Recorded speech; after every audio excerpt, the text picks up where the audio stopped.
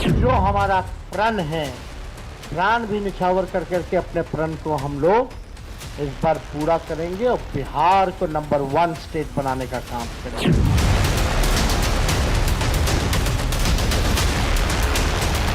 महिलाओं को 2 लाख तक की सहायता राशि सरकार देगी और 1 करोड़ महिलाओं को लखपति दीदी बनाने का काम बिहार की सरकार, बिहार एनडीए का संकल्प पत्र हम लोगों ने रखा है।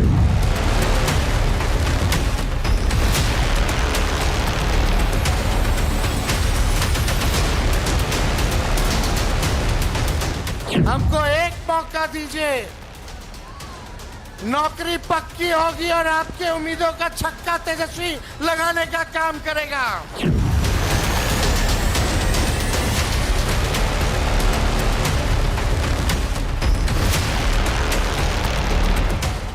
आगामी 4 साल में हर जीविका दीदी को 2 लाख तक का लोन दिया जाएगा। 2 लाख जय जय श्री राम।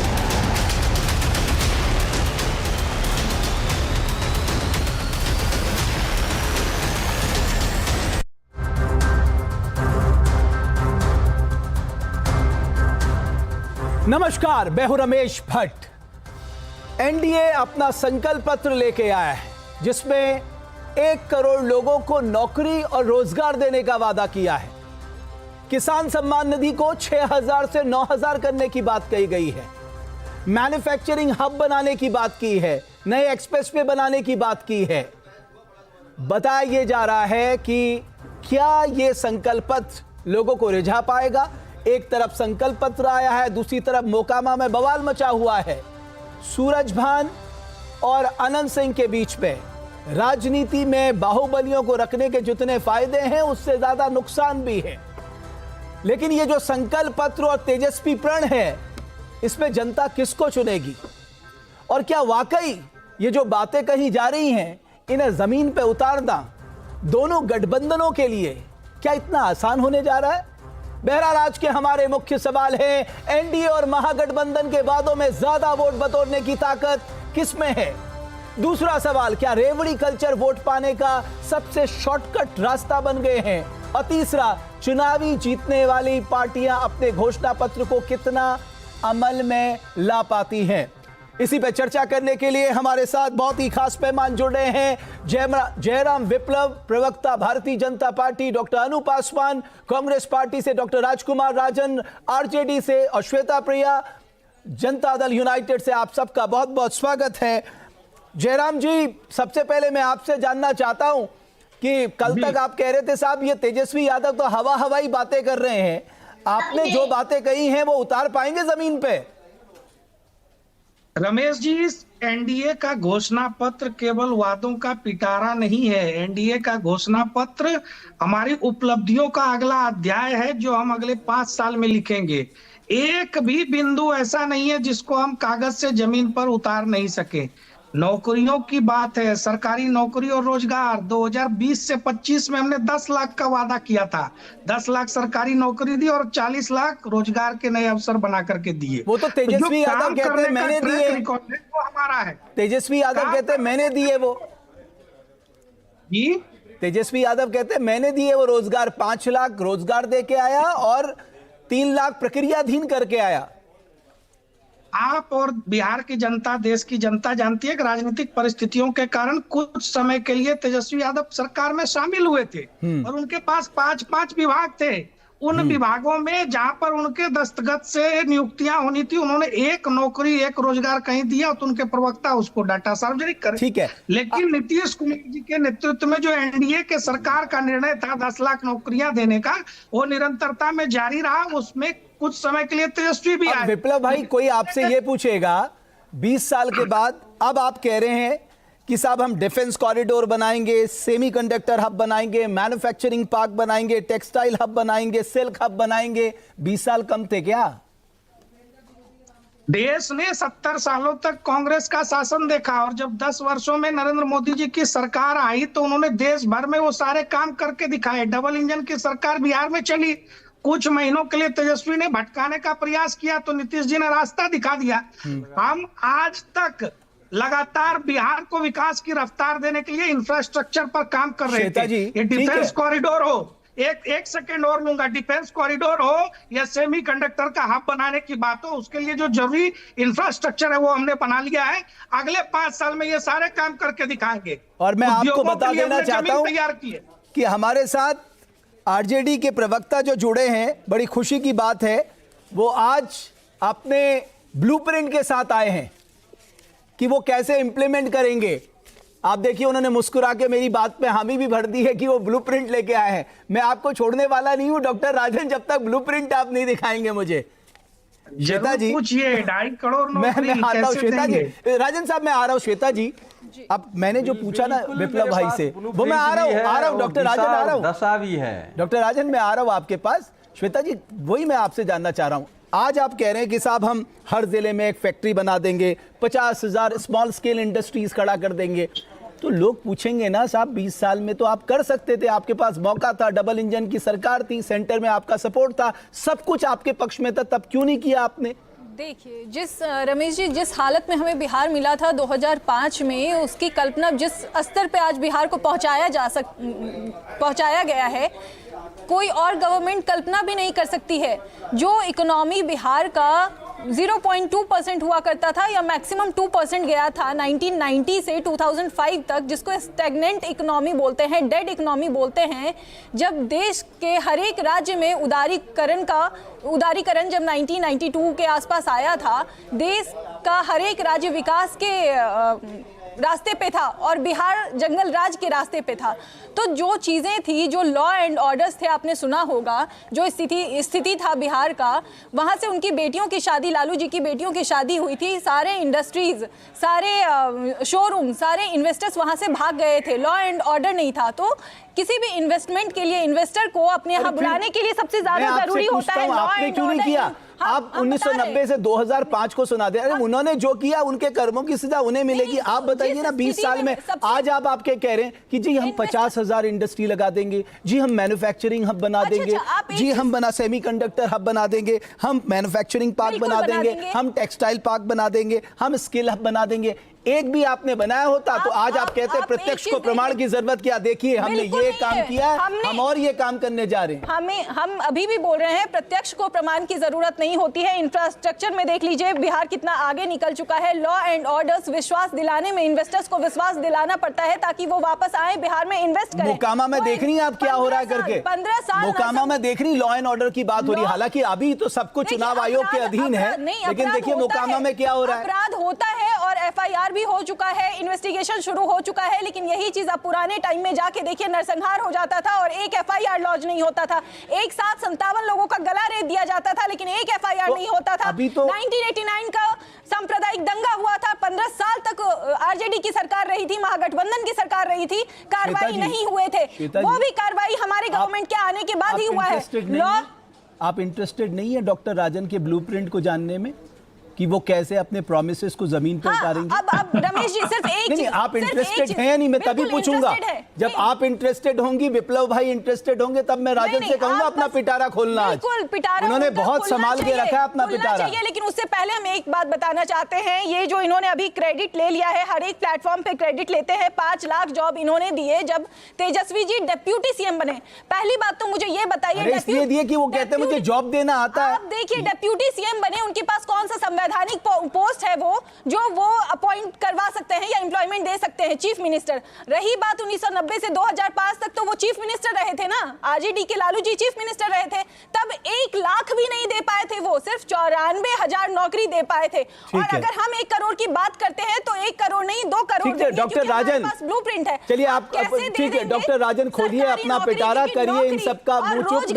मैं भी रोज पूछ के थक गया। रोजगार का कमिटमेंट करते हैं जिसे पूरा किया जा सकता है। अभी डॉक्टर राजन बता रहे हैं आपको, नौकरी की बात फिर मैं आपके पास आऊंगा। मैं आ रही आपके पास, कई बार मौके आएंगे, सारी बातें एक ही बार में क्यों कर रही हैं? डॉक्टर राजन, आज खोल दीजिए अपना पिटारा, आप बताइए आज सबको।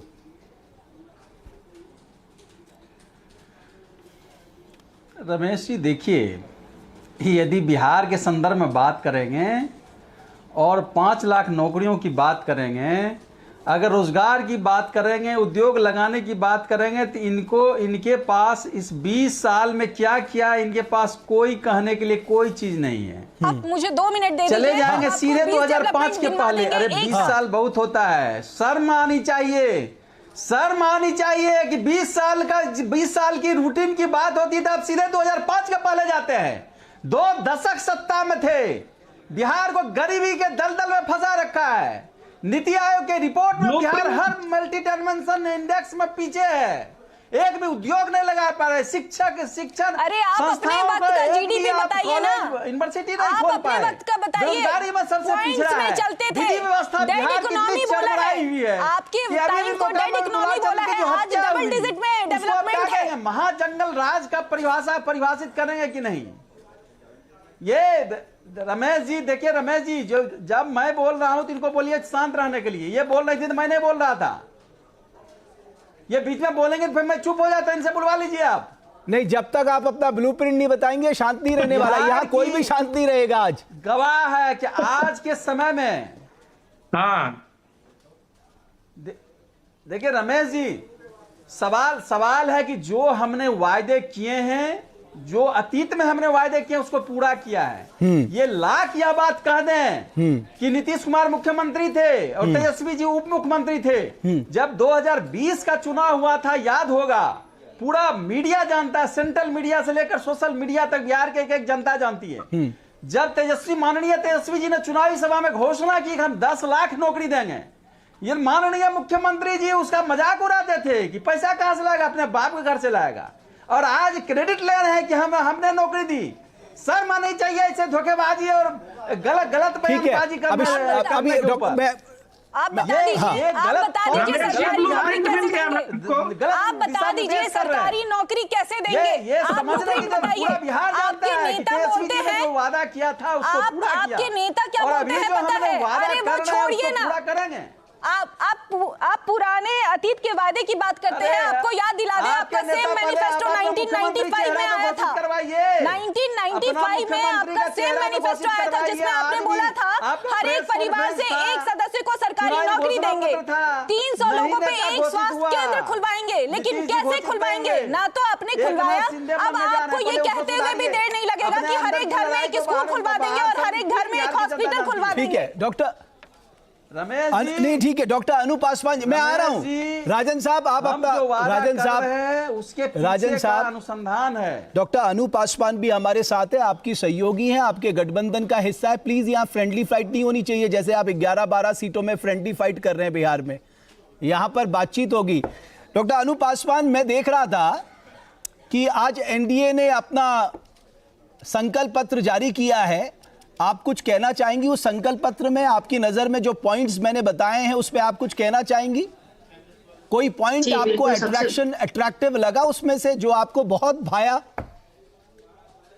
जी, सबसे पहले आप सभी लोगों को नमस्कार। सर्वप्रथम भारत की पूर्व प्रधानमंत्री आयरन लेडी स्वर्गीय इंदिरा गांधी जी की पुण्यतिथि पे उनको सत नमन करती हूँ और सरदार वल्लभ भाई पटेल जी की जयंती को उनको नमन करती हूँ। देखिए, मैं अभी एनडीए के घोषणा पत्र को देख रही थी, मुझे तो हंसी इस बात पे आ रही थी कि अभी 2014 में आने से पहले 2 करोड़ नौकरियां थी, चलिए घट के 1 करोड़ हो गई, क्योंकि क्षमता अनुसार ही घोषणा करना चाहिए। और उससे भी बड़ी बात उद्योग की इन्होंने बात की। अभी कुछ समय पहले अमित शाह जी ने तो कह के गए थे कि बिहार में तो उद्योग के लिए जमीन ही नहीं है, तो फिर ये अचानक से उद्योग की घोषणा कर रहे हैं। फिर इन्होंने कहा कि हम रोजगार देंगे, हम रोजगार सरकारी नौकरियां देंगे। तो क्या अभी तक 20 साल से किसी ने इनका हाथ पकड़ के रोका था क्या कि बिहार के युवाओं को आप रोजगार मत दीजिए, और जब चुनाव आने वाला है तब हम लोग रोजगार की बात करेंगे। ये सबसे बड़ा तो आप ये है कि आज भी बिहार की 64% आबादी जो है वो गरीबी रेखा के नीचे है। 6 से 10 हजार के बीच में ये वो आबादी कमाती है।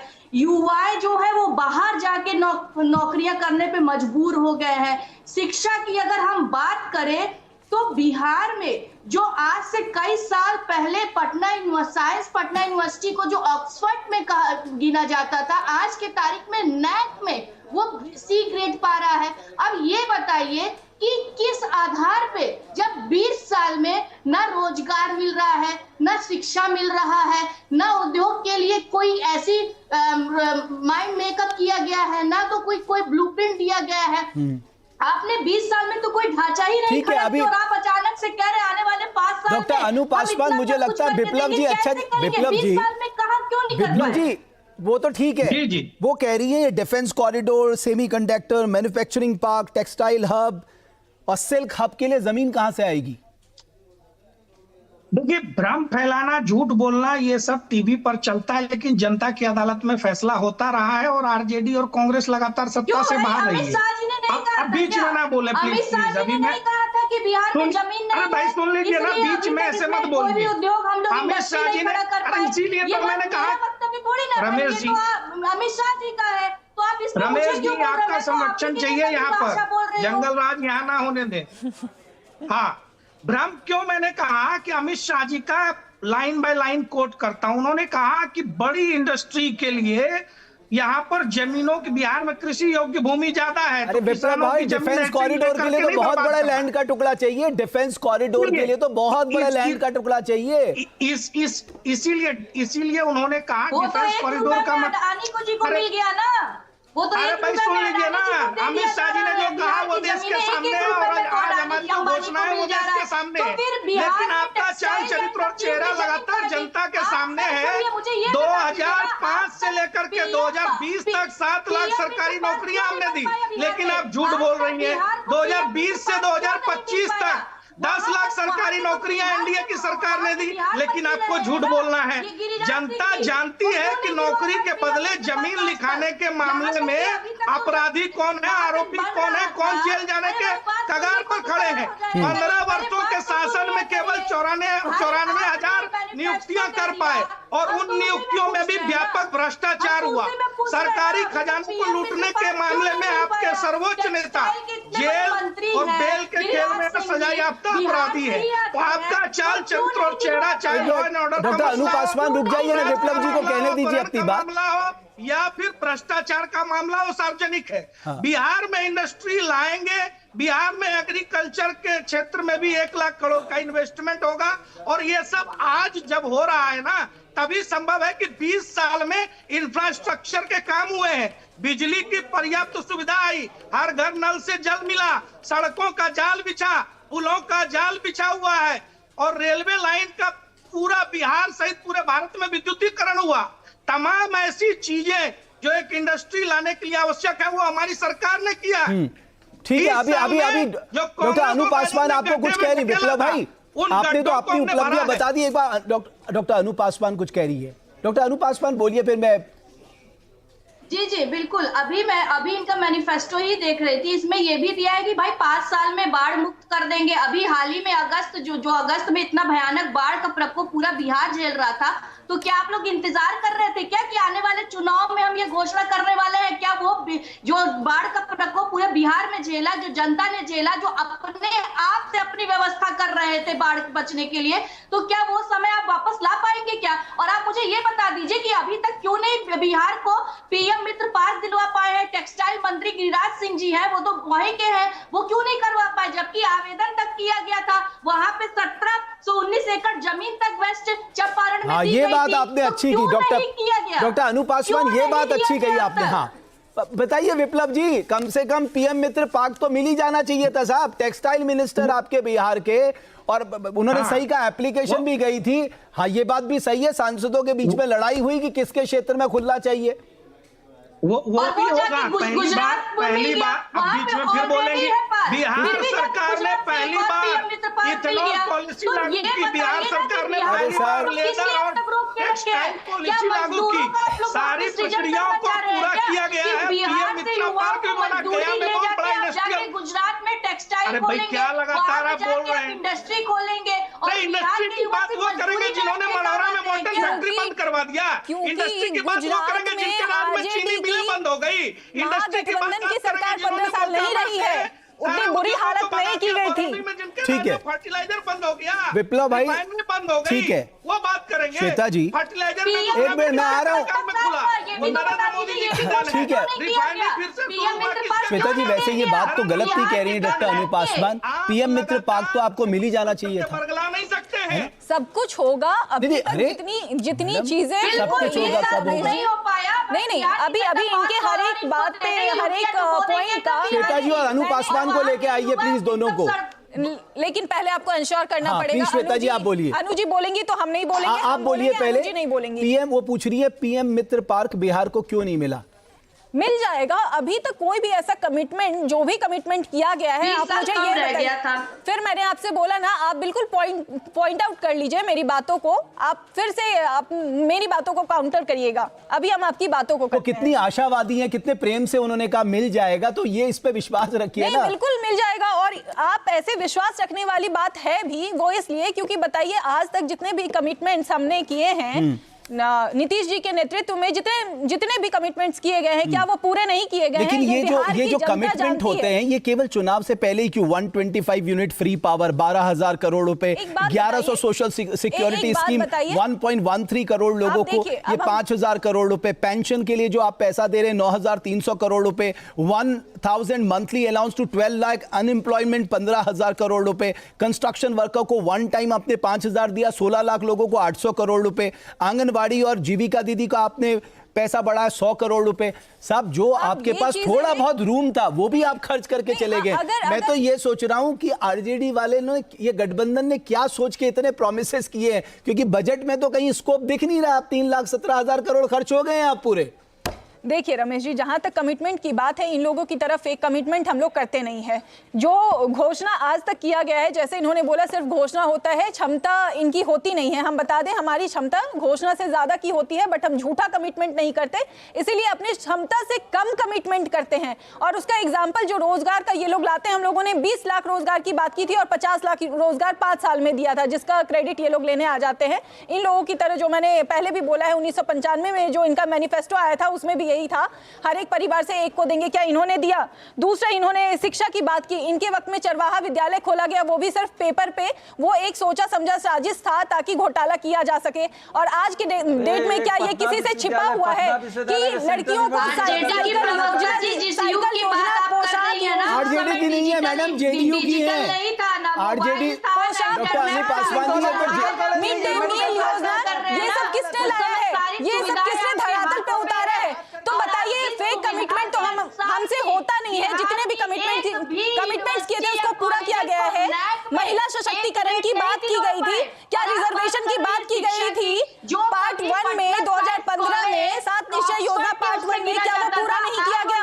35% रिजर्वेशन मिली है, जिसकी वजह से जो लड़कियां घर के अंदर रहती थी 2005 से पहले, वो आज चौक चौराहे पे सुरक्षा कर रही है, सूरज की तरफ बाहर निकलती है और सबको सुरक्षा देती है। चिल्लाने से नहीं होता है, चिल्लाने से कुछ सच्चाई नहीं बदल जाती है। आप बता दीजिए, चलिए ठीक है, आप बता दीजिए ना, अगर आप शिक्षा रोजगार देने के उसमें है, आप लोग जब विकास के मुद्दे पर बात करते हैं तो आप लोग बीच में बोलने लग जाती है। आपके बीच में हम नहीं बोलते हैं, क्यों नहीं मिल रहा है? आपके बोलने से मेरी आवाज कमजोर नहीं होगी और जनता ये देखेगी। और आपके नेतृत्व दावेदार हैं 10 साल के पॉलिटिकल करियर में, 10 साल के पॉलिटिकल करियर में 27 एलिगेशन है, इंटरस्टेट क्रिमिनल है, बिहार में, महाराष्ट्र में, दिल्ली में, यूपी में उनके अगेंस्ट क्राइम है। तो बिहार की जनता कभी नहीं चाहेगी ये एक दाददार नेता हो, एक ईमानदार नेता होना चाहिए। 50 साल के पॉलिटिकल करियर में नीतीश जी के ऊपर एक एलिगेशन नहीं लगे हैं।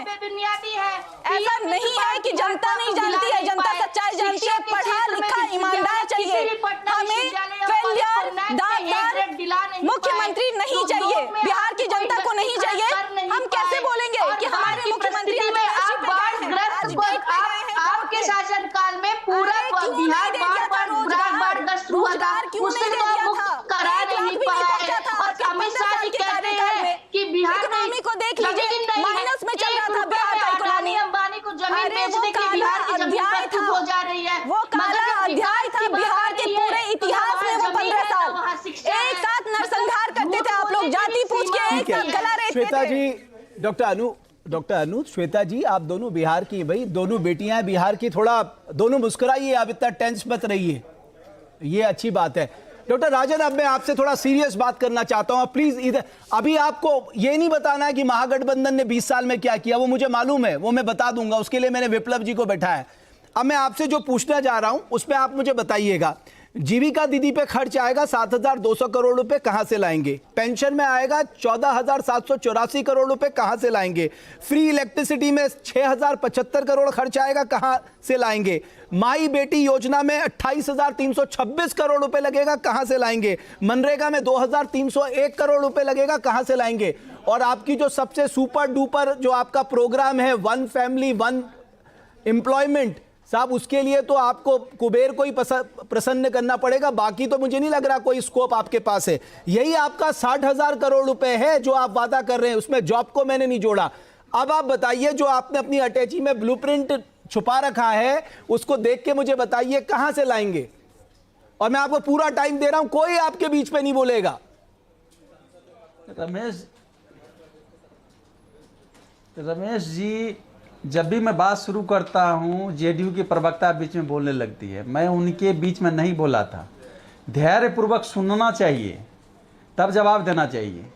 रमेश जी, यह जो ब्लूप्रिंट की बात करते हैं आप, वह ब्लूप्रिंट, देखिए, पहली बात यह है कि राजनीतिक इच्छा शक्ति होना।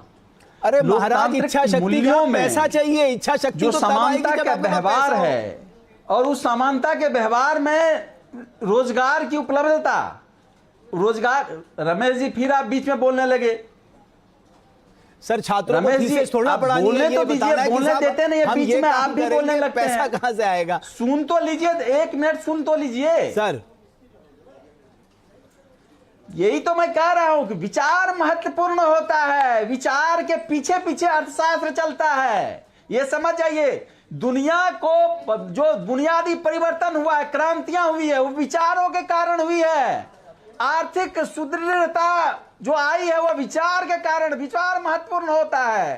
तेजस्वी जी जो विचार रख रहे हैं, उस विचार के पीछे आर्थिकीकरण दौड़ेगा, क्योंकि विचार ही बुनियादी तौर पर बिहार को परिवर्तित कर सकता है। रुपये कहां से आएंगे? जब मैं आपसे 2 साल बाद पूछूंगा कि आप कैसे इंप्लीमेंट करेंगे, आप कहेंगे विचार इंपॉर्टेंट है। शराबबंदी में हजारों करोड़ की घोटाला हुए, इंजीनियरों के घर रुपये मिलते हैं, नलका में रुपये मिलते हैं, उसको जला दिया जाता है। तमाम तरह के भ्रष्ट अधिकारी, वहां घूसखोरी चल रहा है। आप देखिए, बिहार में 36 विभाग है रमेश जी। उन 36 विभाग में से एक विभाग में जब तेजस्वी जी 17 महीने में जो उप मुख्यमंत्री थे, तो उन्होंने 5 लाख नौकरियां निकाल के दी थी। उन जो 35 जो विभाग बचा हुआ है, उन सभी विभागों में पद खाली है, उनको हम भरेंगे। पुलिस में देखिए 50% पद खाली है, उसको भरेंगे। पैसे कहां से आपको एक और दिलचस्प बात बताऊं सर, अभी क्या हुआ है, जो लास्ट बजट 2025-26 का आया है, उसमें एजुकेशन पे पैसा कम किया गया, हेल्थ पे पैसा कम किया गया, केवल इरिगेशन एंड फ्लड कंट्रोल को छोड़ के बाकी सारे डिपार्टमेंट का पैसा कट किया गया है, क्योंकि वो स्कोप ही नहीं था आपके पास कि कहां से इन योजनाओं को जो आपको चुनाव के पहले लॉन्च करनी थी उसको करना है।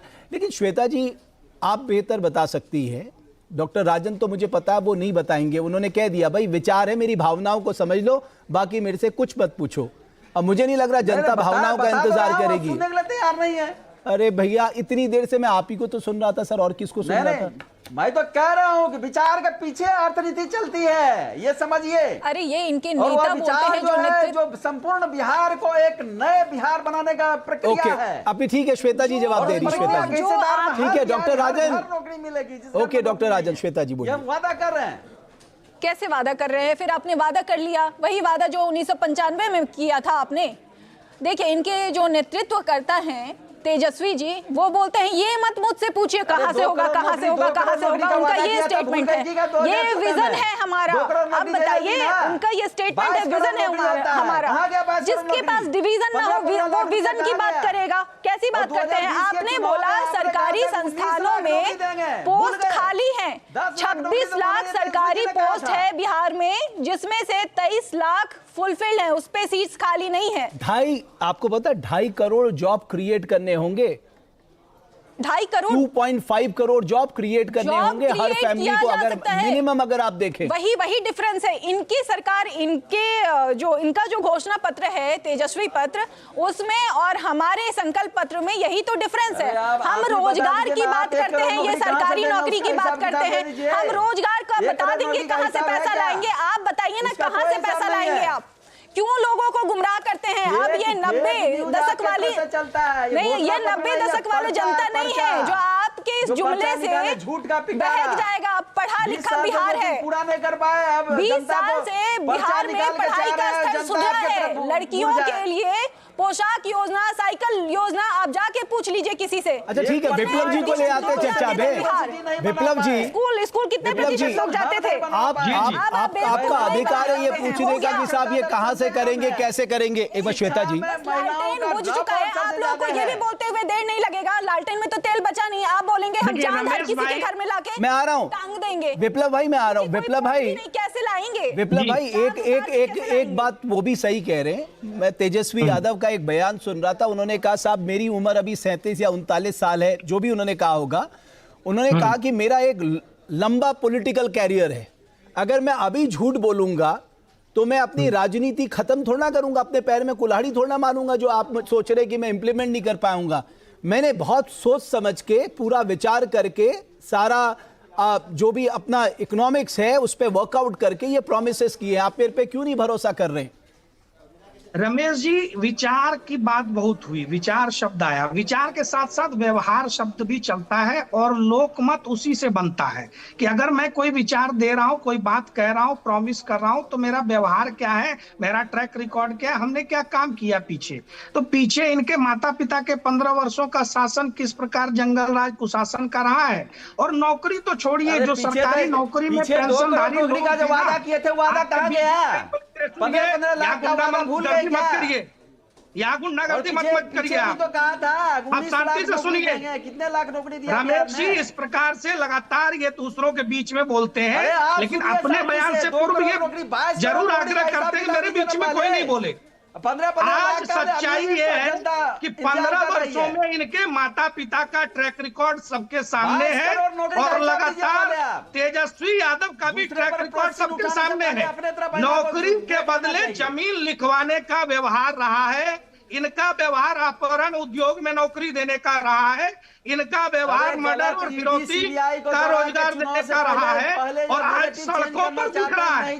रमेश जी, इनके समर्थक गाने बना रहे हैं, बिहार में अभी तक तेजस्वी यादव सरकार बनतो तो यादव रंगदार बनतो, एक भी कट्टा लेके उठा ले धारा से। क्यों नहीं लगे? इस प्रकार की सोच आज बिहार के सड़कों पर दिखाई पड़ रही है।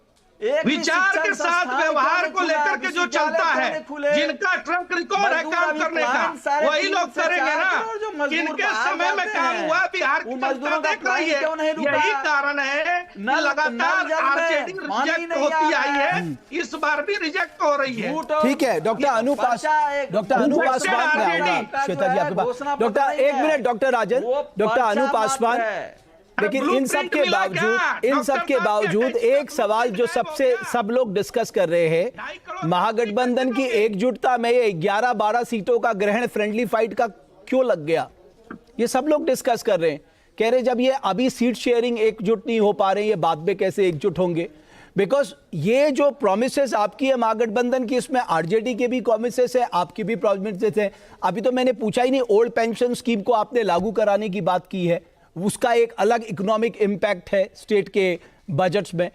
तो ये पहले ये मुझे बताइए कि ये जो महागठबंधन में फ्रेंडली सीट को लेके जो ये पूरा मामला चल रहा है, तो ये कहीं ना कहीं आपकी एक इमेज को डेंट नहीं पहुंचाता कि ये साहब ये एकजुट ही नहीं हो पाए, ये सीट शेयरिंग ही नहीं कर पाए?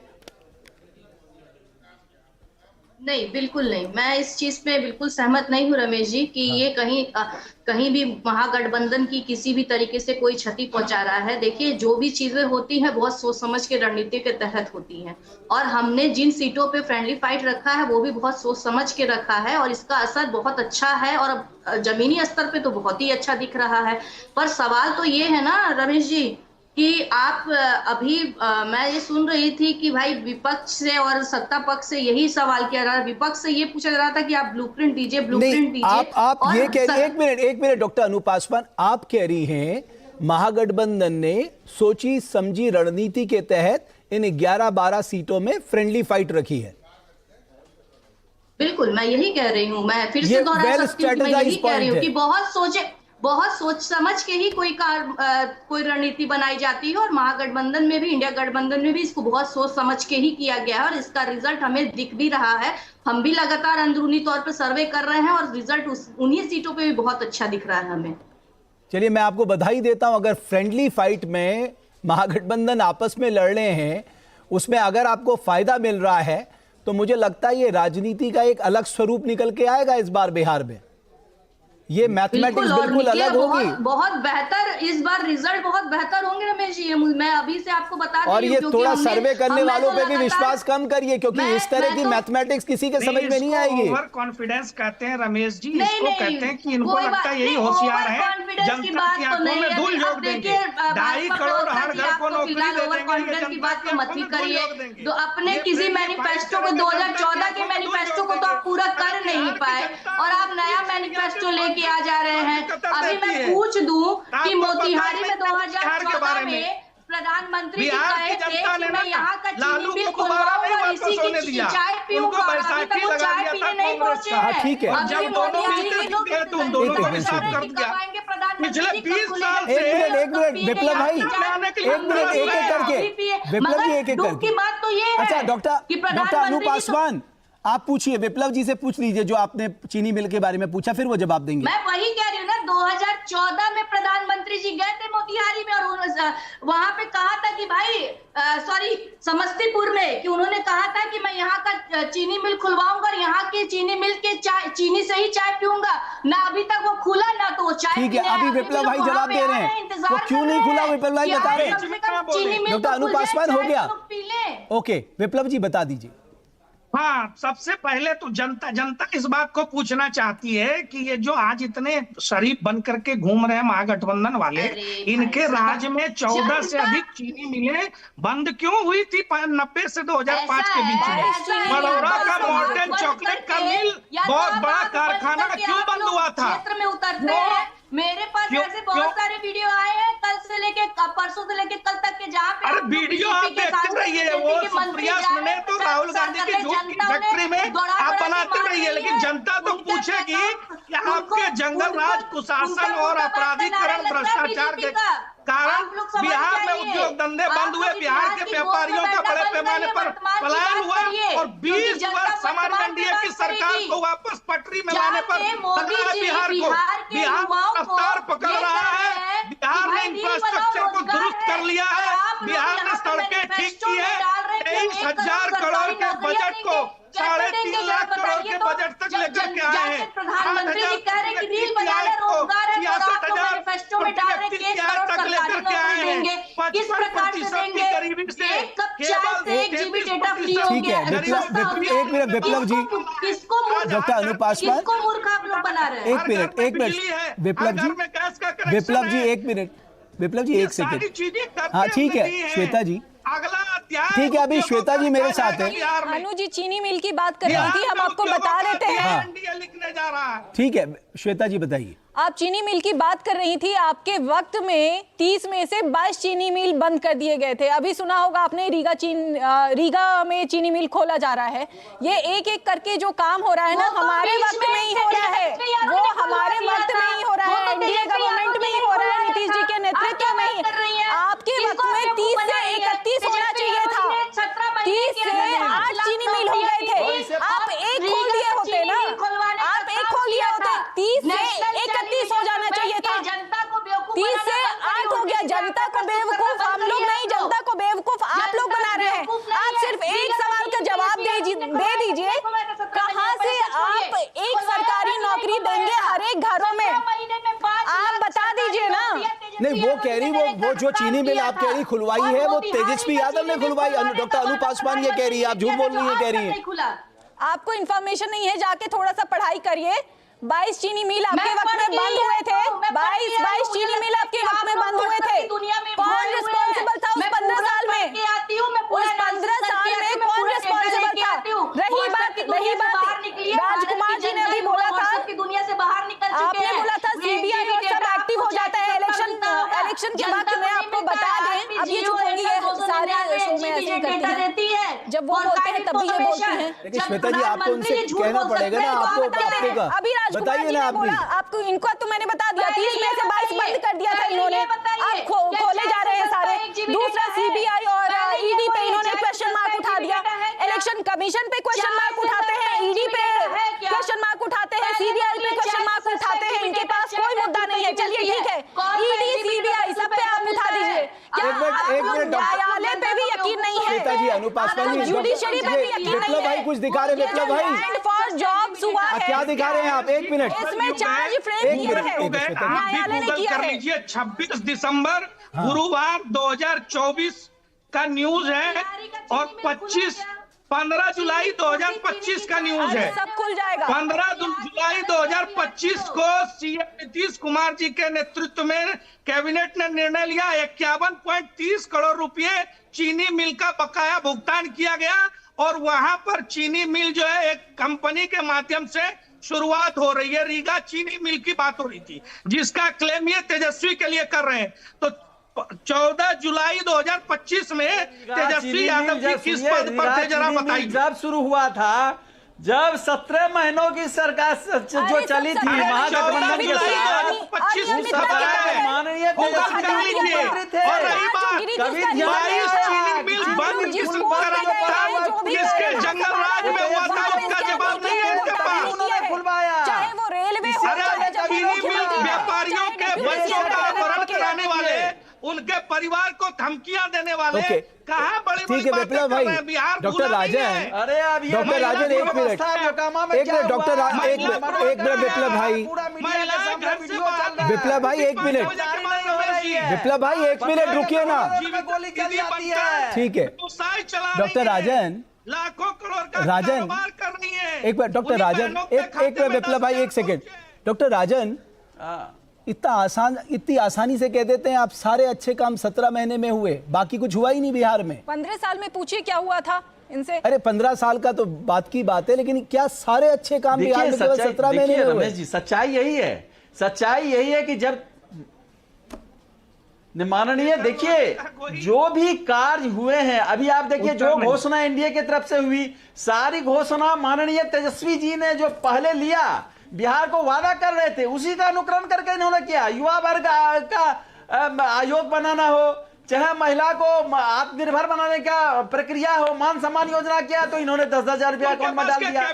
इनके पास कोई योजना नहीं है, कोई दृष्टि नहीं है, कोई विजन नहीं है, बिहार को नए बिहार को बनाने का कोई संकल्प नहीं है। विप्लव भाई मैं आ रहा हूँ, विप्लव भाई एक मिनट रुकिए ना, आगे आगे चलते हैं। डॉक्टर राजन मेरी दूसरी बात यह है, हमने जो तेजस्वी निकाला है एक मिनट बिहार के चुनाव घोषणा पत्र में, ठीक है विप्लव भाई एक मिनट रुकिए ना। डॉक्टर राजन अभी सुनिए ना, डॉक्टर राजन आपने कहा तेजस्वी यादव ने 17 महीने में चमत्कार कर दिया, मैं आपकी बात को मान लेता हूं।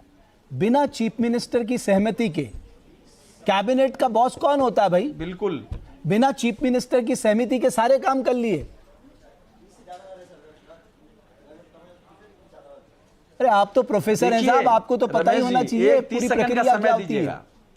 क्या मतलब जिस नीतीश कुमार के साथ आपने सरकार बनाई, आप उसे कोई क्रेडिट देना ही नहीं चाह रहे हैं। क्या इनकी जो निद्रा थी कभी नहीं टूटी?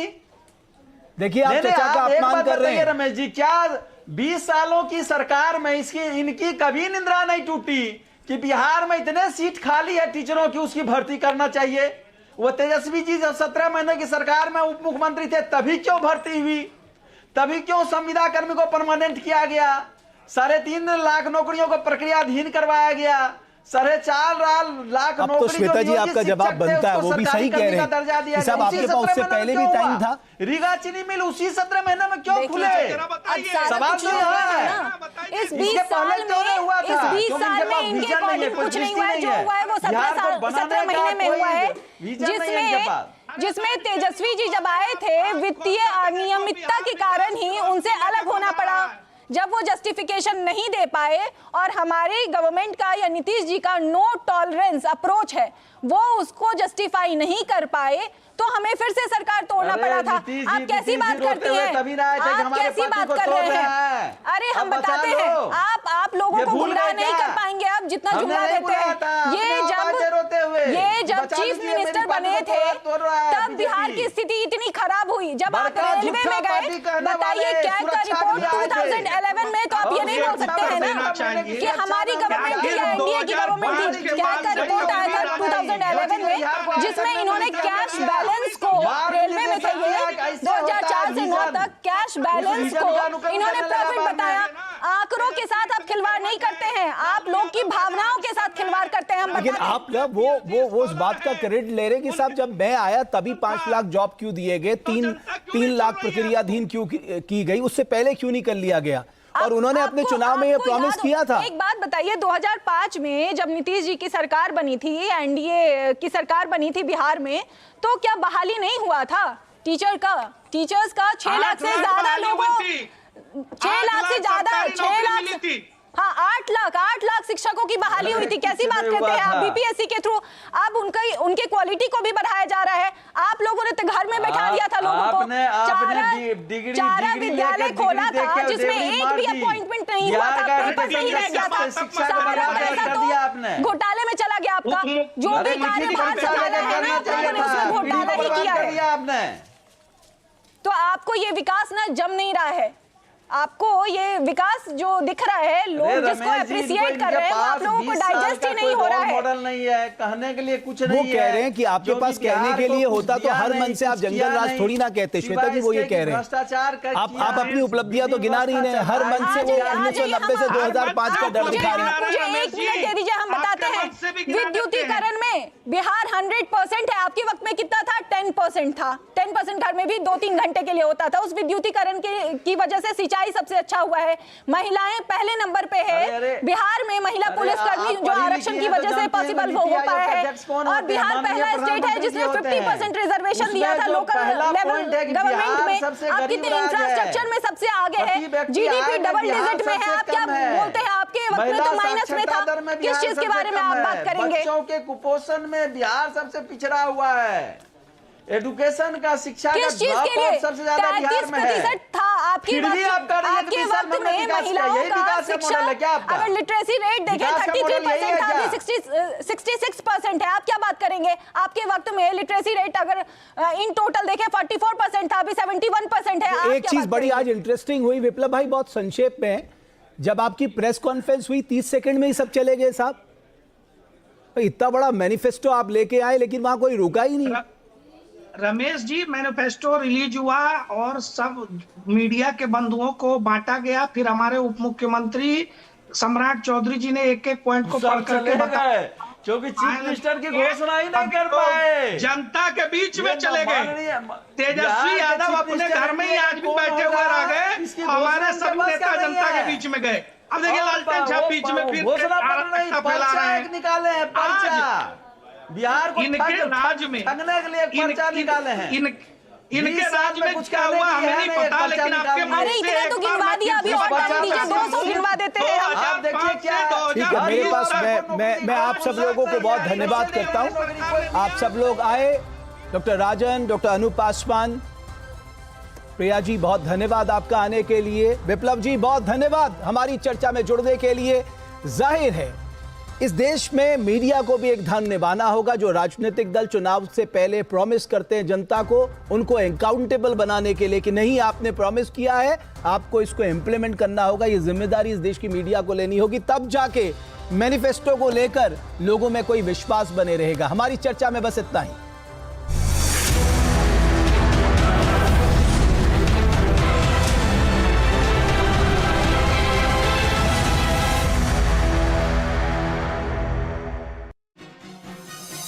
प्रस्तुतकर्ता कैच मसाले, क्योंकि खाना सिर्फ खाना नहीं होता। सह प्रायोजक 5-5 बूंदे सुबह शाम पियो, स्वस्थ निरोगी 100 साल जियो। जॉली तुलसी 51 ड्रॉप्स। SBI बेस्ट है, सबको पता है। शिफ्टिंग की टेंशन बड़े भैया है ना, Agarwal packers. DRS group 9360014001। Doctor ortho ayurvedic oil एवं कैप्सूल, अब दर्द भी घुटने टेकेगा। स्वीटी माउथ फ्रेशनर, मिठास जो अपनों को करीब लाए। और बैंक ऑफ बड़ौदा के संग त्योहार की उमंग। बिहार के मोकामा मर्डर केस में नया वीडियो आया सामने। हत्या से पहले पत्थर फेंकते नजर आए दुलार चंद। पोस्टमार्टम के दौरान अनंत सिंह और सूरजभान समर्थक भिड़े।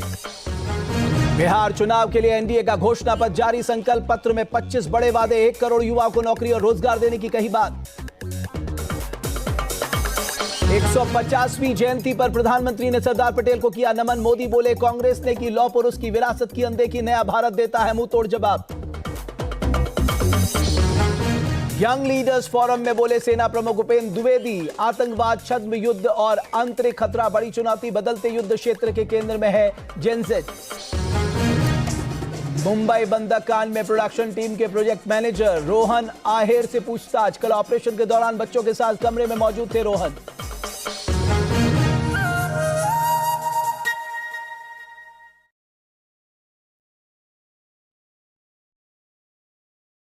सुसाइड करने की जगह मैंने एक प्लान बनाया और कुछ बच्चों को इधर हॉस्टेज रखा है। यही था वो सिरफिरा रोहित आर्या, जिसकी सनक के चलते 2.5 घंटे तक मुंबई ही नहीं देश की सांसें अटकी हुई थी। मुंबई के आर्य स्टूडियो में जहां हर दिन न जाने कितने कलाकार और एक्टिंग के छात्र आते जाते हैं, फिल्मों और सीरियल की शूटिंग होती है, उसी स्टूडियो में घुसपैठ कर रोहित ने ऑडिशन के लिए आए 17 बच्चों को बंधक बना लिया था।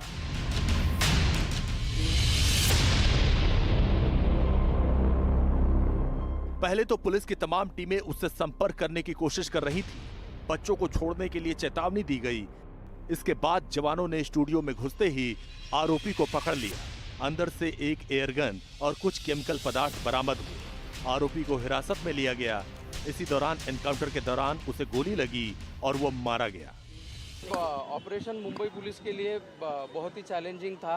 एक तरफ हम उस व्यक्ति से निगोशिएशन कर रहे थे, लेकिन निगोशिएशन से कुछ भी सॉल्यूशन निकल नहीं रहा था। दूसरी तरफ अंदर छोटे बच्चे भी थे, उनको बचाना और इस पूरे सिचुएशन में से एक पीसफुल सॉल्यूशन निकालना, ये सबसे बड़ा चैलेंज हमारे सामने था। और आखिर में हमारे ऑफिसर्स ने एक अच्छा एक्शन लेते हुए बच्चे और बाकी सब लोगों को रेस्क्यू किया। रोहित आर्या का काम तमाम होते ही बंधक संकट खत्म हुआ। सभी लोगों को अंदर से